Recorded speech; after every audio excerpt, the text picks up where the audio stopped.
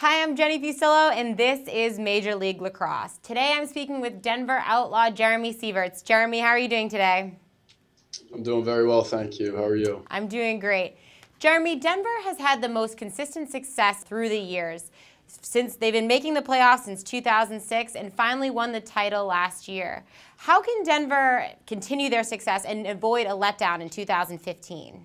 That's a good question. I think it just begins with playing simply and kind of sticking to what has gotten us to where we've been able to achieve some success as far as playing team ball and kind of getting out of the gate hot early. We've had a lot of success early in the season in the past 3 years since I've been with the Outlaws. So just starting off the season well on the right foot, and then as players come in from the college draft and the NLL, just trying to maintain a high level of teamwork and team ball mentality is kind of what we think helps us be successful with the Outlaws.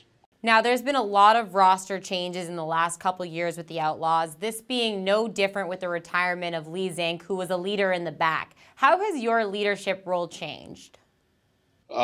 Personally, I just try to keep everybody on the same page and communicate and everything like that. I think the defensive end of the field will have Dylan Roy step right in, kind of become, I guess, our number one defenseman.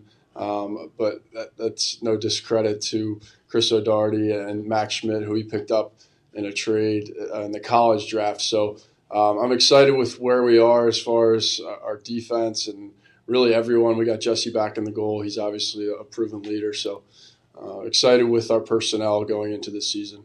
Now, we've talked about those changes, and offensively there's a lot of changes with the names over the past couple years, but the success hasn't changed. Talk about the offense going into 2015 and what we can expect.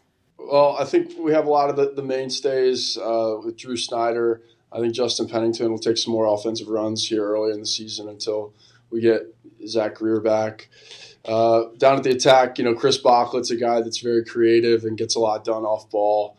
And then Eric Law, coming off a couple injuries in the offseason, expect a lot out of him, creating for other players. But also, I think, Eric's a really underrated Dodger, and I think he can, really attack his matchup. So, really happy with who we have going into the season. A lot of very unselfish players and very talented players that are willing to share the ball. I think that's ultimately what helps us be so successful with, some roster changes and kind of the ebbs and flows of an MLS season. Personally, Jeremy, you're a major two-point threat. Can you talk about that specialty and the challenge of shooting from a long range? Yeah, it's kind of funny. I was talking with a couple of guys that were picked up in the college draft a couple of weeks ago and told them quite honestly, when I came into the MLL, I thought to myself, I will never shoot a two-pointer. But spending a lot of time around, Kyle Dixon with the Bayhawks, watching how he kind of set himself up around the arc.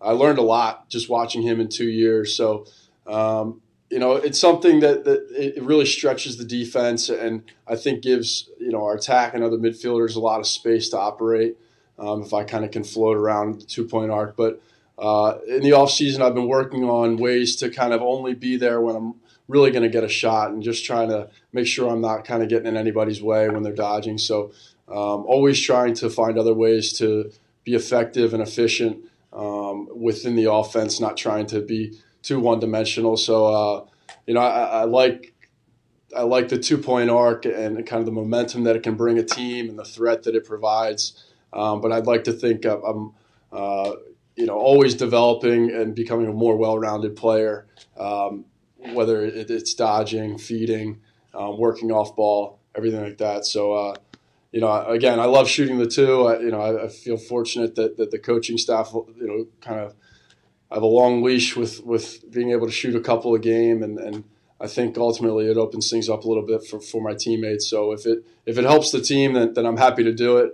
But as always, just want to always work to be a more well-rounded midfielder. Now, you traveled to Boston for week 1. What can we expect from the reigning champions early on in the season? Well, I think, what we alluded to earlier, just trying to be on the same page offensively, defensively be tough, and just kind of, I think these early season games, heard a lot of coaches say the teams that make the least amount of mistakes are the ones that are going to get the win. So I think there's a lot of excitement, obviously, early in the season. Players looking to solidify their role within the 19-man active roster.